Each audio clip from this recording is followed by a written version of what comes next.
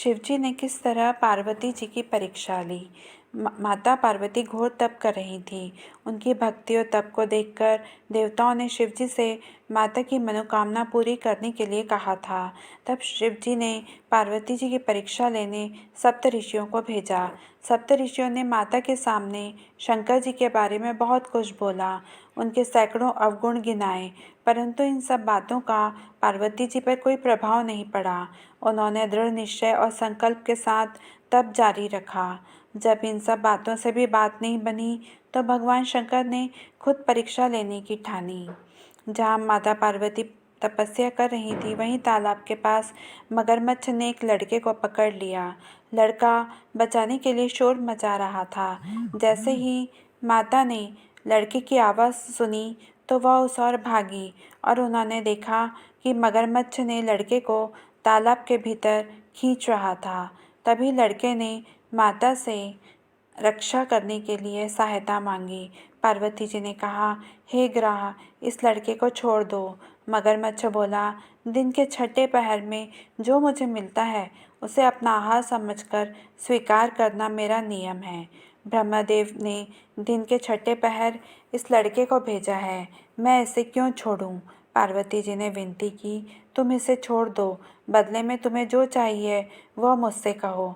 मगरमच्छ बोला, एक ही शर्त पर मैं इसे छोड़ सकता हूँ।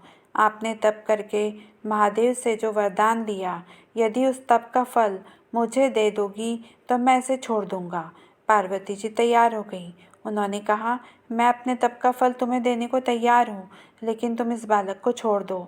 मगरमच्छ ने समझाया, सोच लो देवी, जोश में आकर संकल्प मत करो।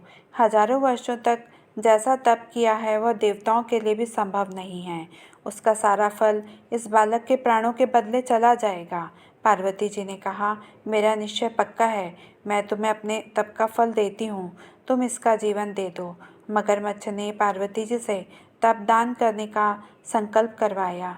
तप का दान होते ही मगरमच्छ का देह तेज से चमकने लगा।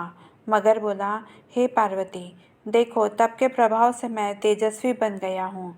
तुमने जीवन भर की पूंजी एक बच्चे के लिए व्यर्थ कर दी। चाहो तो अपनी भूल सुधारने का एक मौका और दे सकता हूँ। पार्वती जी ने कहा, हे ग्राह, तब तो मैं पुनः कर सकती हूँ, किंतु यदि तुम इस लड़के को निगल जाते तो क्या इसका जीवन वापस मिल जाता? देखते ही देखते वह लड़का अदृश्य हो गया। मगरमच्छ लुप्त हो गया। पार्वती जी ने विचार किया कि मैंने तप तो दान कर दिया है, अब पुनः तप आरंभ करती हूँ। माता पार्वती ने फिर से तप करने का संकल्प लिया। यह देखकर भगवान शिव फिर से प्रकट हुए और उन्होंने पूछा,